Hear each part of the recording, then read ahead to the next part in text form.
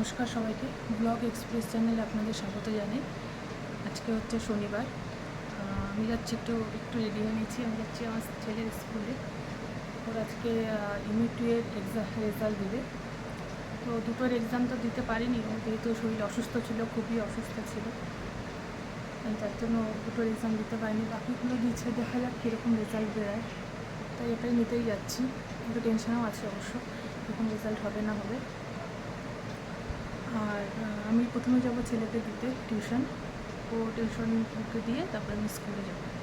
আজকে আমি ওদের স্কুলের ভিডিওটা আপনাদের সাথে শেয়ার করব। স্কুলটা খুব সুন্দর, ভালো, খুবই ভালো লাগে দেখতে। আর ঢুকতে একটা সুন্দর সরস্বতী ঠাকুর আছে, দেখাবো আজকে আপনাদের। তো তাহলে যাই, লেটও হয়ে যাচ্ছে অবশ্য, টাইম আছে 9টা থেকে 11টা অবধি টাইম। তো 9:30 মতো বেজেই গেছে, আমার যেতেও লাগবে 15-20 মিনিটের মতো। ঠিক আছে, তাহলে স্কুলে গিয়ে আমি আপনাদের দেখা করছি। এই যে আমরা চলে আসছি স্কুলে।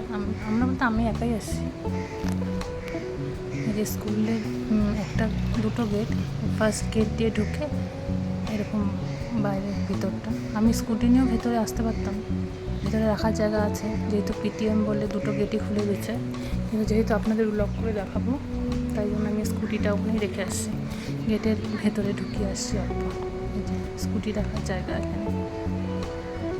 সামনেটা অনেকটা বড় জায়গা, মাঠটা বেশ বড়।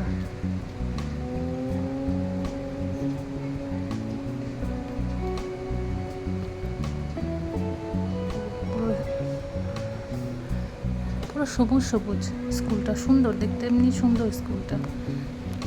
যেমনি হচ্ছে ওই যে গাছগুলো যে আছে ওটা ওই শেপ করে ছেটে দিচ্ছিল। এখানে যে বাস্কেটবল কোর্টও আছে, এখানে বাসও আছে। যে আমার ছেলে মতলব যেই বাসে যায় সেই বাসটা নাই দেখলাম এখানে, হয়তো অন্য কোথাও আছে কিন্তু এখানে নেই। এই যে ঢুকতেই একটা বড় সরস্বতী ঠাকুরের মূর্তি। আমার পিটিএম কমপ্লিট হয়ে গেল, আমি বেরিয়ে যাচ্ছি এখন। মাঠটা এরকম বেরোনোর সময় দূরে একটা সুন্দর একটা গাছ আছে, জবা ফুলের, ভর্তি জবা ফুল। সামনে পার্ক, ওটা যেটা দেখতে পাচ্ছেন সাদা কালারের, ওটা হচ্ছে হোস্টেল। আর ওই যে দুজন যাচ্ছিল ওটা ওদের প্রিন্সিপাল, সাদা কালারের শার্ট পরা। দূর থেকে বোঝা যাবে না। এই যে বাড়িতে চলে আসছি, গুলটুসো টিউশন থেকে চলে আসছি, তাই একটুখানি ওকে গ্লুকোজের জল দিলাম। এই যে খুব গরম, ওই জন্য আমি 1 গ্লাস নিলাম, ওকে 1 গ্লাস দিলাম গ্লুকোজের জল। আমি 1 গ্লাস খেয়ে নেব। প্রচণ্ড গরম, আজকে রোদও উঠছে, বাপরে প্রচণ্ড। এটা হচ্ছে আমি যে বাড়িতে ভাড়া থাকি সেই বাড়িতে, কাকিদের বাড়িতে নারায়ণবার পূজা। নারায়ণ পূজা তো হয়ে গেছে সকালেই। এটা হচ্ছে বার পূজার প্রিপারেশন করতেছে। আর এখানে এই যে কাকু খিচুড়ি বানাবে বলে বানাচ্ছিল ওনার। গুলটুসকে আমি দুপুরে খেতে দিলাম।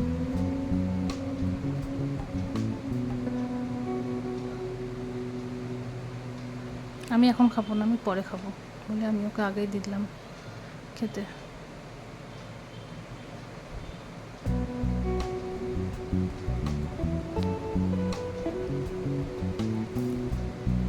আমি একটু বেরোচ্ছিলাম বলে ও বলে গেলাম তুই খেয়ে দে, প্লেটটা রেখে দিস।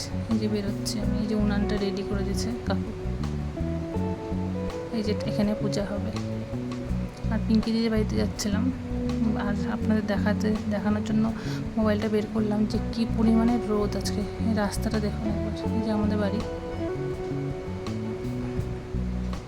এটা আমাদের বাড়ি বলতে আমার বাবার বাড়ি। এই যে নীল কালার যেটা আছে এটা, আর এটা হচ্ছে পিঙ্কি দিদির বাড়ি। এখানেই যাচ্ছি আমি এখন। আমি 2 দিন আগে বলছিলাম আপনাদের আমি সাথে যাচ্ছি কাউন্সিলের সাথে দেখা করতে, সেটারই আজকে একটু প্রিপারেশন। এই যে পিঙ্কিতে চলে আসছে। এটা হচ্ছে মাসি দিবাকর যে ছিল আমার ব্লগে দেখছেন, ওর মা। যে কাউন্সিলের কাছে গেছিলাম যে আরজি করের যে ঘটনাটা হয়েছে ওই জন্য মিছিল বের করার জন্য, পারমিশনের জন্য। আসলে আমরা আমাদের বাড়ির পাশে একটা সরস্বতী পূজা করি আমরা, তো ওই কমিটির থেকে আমরা ভাবছিলাম একটা মিছিল বের করবো। তো ওটার জন্যই টারমিশনের কী কী দরকার না দরকার ওইটাই শুনতে গেছিলাম। তো উনি শুনতে গিয়ে দেখলাম উনি বললো যে আমরাও তো বের করবো। তাহলে একজন্য একসাথেই বের করি। মাসেই বের করার আজকের দিন, আজকে 24শে আগস্ট, আজকে বেরোবে। তাই ওই আমাদের এক কাকু সব ওই ব্যানারগুলো যেগুলো কিছুটা নিয়ে আসছে, ওই যে ডান দিকে আছে, আর কিছুটা আমরা হাতে বানাচ্ছি বলে কাকুকে ডাকলাম, কয়েকটা লিখে দিচ্ছে। 6টা-7টার মতন আমরা নিয়ে গেছিলাম। এই নিয়ে পরে আমি আরেকটা ব্লগ বানাবো পার্ট 2 হিসাবে। এই যে 6টা বানিয়েছে এরকম। তখন থেকে ওগুলো সব করে এসে বাড়িতে আসলাম। এই যে এখানে পূজা হচ্ছে কাকিদের বাড়িতে, এখন আবার পূজা হচ্ছে।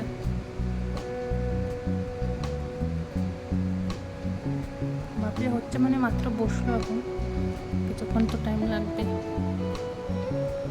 পূজা হতে।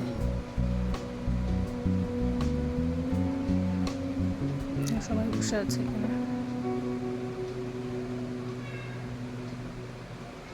আমিও এসে জন্য পূজা হচ্ছে দেখে আমিও এসলাম। আমি তো এখানে নিচেই থাকি, কাকিরা থাকে ওপরে। আমি এসে একটু দাঁড়ালাম পূজার জন্য। ঠিক আছে, তবে ব্লগটা ভালো লাগলে লাইক, সাবস্ক্রাইব এবং কমেন্ট অবশ্যই করবেন। আজ তাহলে আসি, দেখা হবে অন্য একটি ব্লগে।